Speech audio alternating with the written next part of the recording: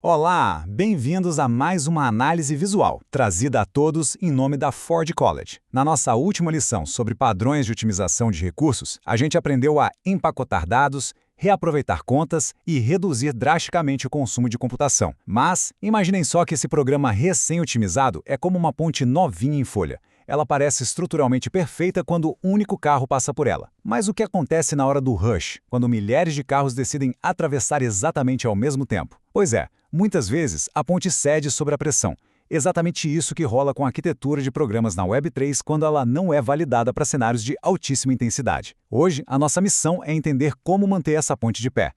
Então, vamos lá. O que realmente acontece no rush? Quando um tráfego simultâneo e de alta frequência atinge aquele nosso programa super otimizado, uma coisa fascinante acontece. Custos de recursos que antes eram totalmente invisíveis ficam super evidentes. Uma micro-otimização que foi pensada para economizar espaço juntando dois campos na mesma conta pode virar rapidinho o epicentro de falhas em cascata. Sim, as otimizações diminuem o custo por transação, fato. Mas sob alta concorrência, elas podem gerar engarrafamentos de dados simplesmente terríveis. Para destrinchar esse problema, a nossa metodologia de depuração hoje vai passar por 5 etapas bem diretas. 1. O teste de estresse. 2. Sintomas de alta frequência. 3. Diagnosticando os gargalos. 4. Aplicando correções arquiteturais. E, por fim, 5. Validando as métricas. Bora começar. Seção 1. O teste de estresse. Para que a gente consiga detectar essas falhas escondidas de concorrência, é preciso simular o caos. A gente faz isso criando um ambiente bem realista com testes de rajada, os famosos burst tests.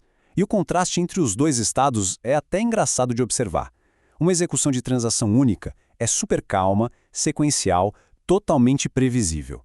Agora, as transações concorrentes, é como se duas pessoas com muita pressa tentassem escrever num caderninho usando exatamente a mesma caneta no mesmíssimo segundo. O resultado natural disso? Colisão de dados, contenção de bloqueios e um puro caos na execução. E como esse caos aparece na prática? Vamos ver isso agora na seção 2, sintomas de alta frequência. Mapeando os destroços dessa colisão, dá para observar 3 sintomas clássicos. Primeiro, falhas repetidas com erros de bloqueio de conta. A causa mais provável é a contenção de bloqueio descrita na mesma conta. Lembra da analogia? São várias transações brigando pela mesma caneta. Segundo sintoma, erros do tipo Compute Budget Exceeded.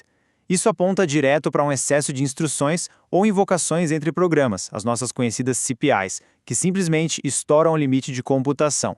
E o terceiro, estados inconsistentes ou atualizações pela metade. Isso quase sempre entrega que a lógica do programa presumiu, de um jeito bem ingênuo, que a execução seria perfeitamente sequencial. Beleza, mas como a gente investiga a fundo essas causas?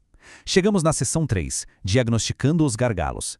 Identificar o problema é só metade da batalha, né? O que a gente usa aqui é o verdadeiro método científico da depuração em 4 passos super rigorosos. Passo 1, roda-se o teste de rajada mantendo as mesmas configurações. Passo 2, todos os erros de RPC e logs do programa são coletados com lupa. Passo 3, é hora de rodar testes unitários determinísticos para garantir que as regras de estado continuam intactas. E passo 4, medir o throughput com precisão cirúrgica, registrando as transações por segundo e a taxa de falha em tempo real. Essa medição sistemática é literalmente a única lanterna capaz de revelar onde os gargalos estão escondidos na escuridão do código.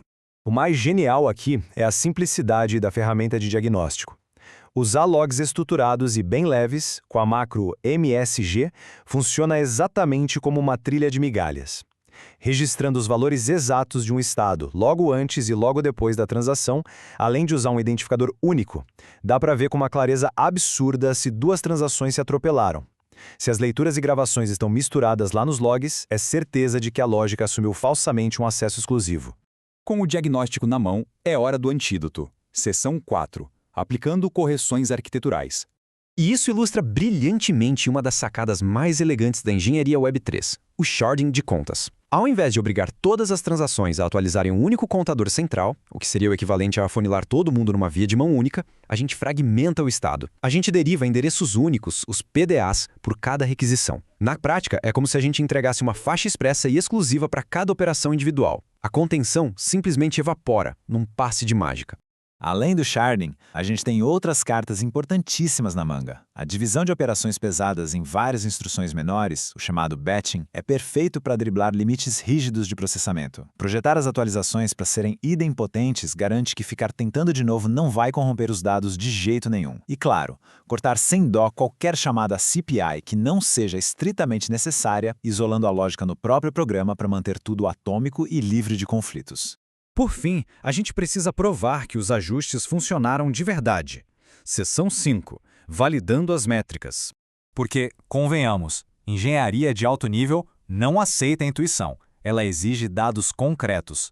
Um patch de correção só é um sucesso se reduzir mensuravelmente as taxas de falha testados sob as mesmíssimas condições de antes. O padrão ouro da indústria? Conseguir pelo menos 30% de redução na taxa de erros ou então dobrar a transferência sustentada. Os gráficos têm que mostrar aquela queda abrupta e inegável nas falhas, sem margem para dúvidas. E para provar que o trabalho foi feito com todo o rigor metodológico, um pacote de artefatos finais é sempre compilado. O relatório definitivo não é só um textinho qualquer não. Ele é um pacote pesado contendo os logs de erros, o histórico das saídas do programa, as métricas exatas gravadas no arquivo CSV com timestamps e os resultados brilhantemente validados pela suíte de testes unitários. É essa montanha de evidências que atesta a resiliência arquitetural que a gente construiu. Resumindo a ópera, o ponto crucial de toda essa conversa fica encapsulado nesta regra de ouro para alta frequência na Solana. Toda conta gravável compartilhada é um recurso serializado. Ela funciona como um funil. Quanto mais operações simultâneas tentarem focar nela, maior a certeza de que o agendador vai ser forçado a criar uma fila gigantesca ou simplesmente vai começar a rejeitar o trabalho. Um design eficiente tem que minimizar esses pontos únicos de contenção a todo custo. Vencer a alta frequência é o que garante que a fundação de um programa aguente o tráfego pesado de forma imune. E no nosso próximo passo, o foco se voltará para o design modular e projetando para a auditabilidade. Em nome da Ford College, um baita obrigado por acompanharem mais essa análise visual. Para explorar ainda mais a fundo este e outros temas da Web3, o convite fica abertíssimo para darem um pulo lá no site ford.college. Afinal, pensem bem, se a nossa ponte suporta 1000 carros hoje, o que garante que ela não vai desmoronar quando 1 milhão tentar atravessar amanhã? Até a próxima!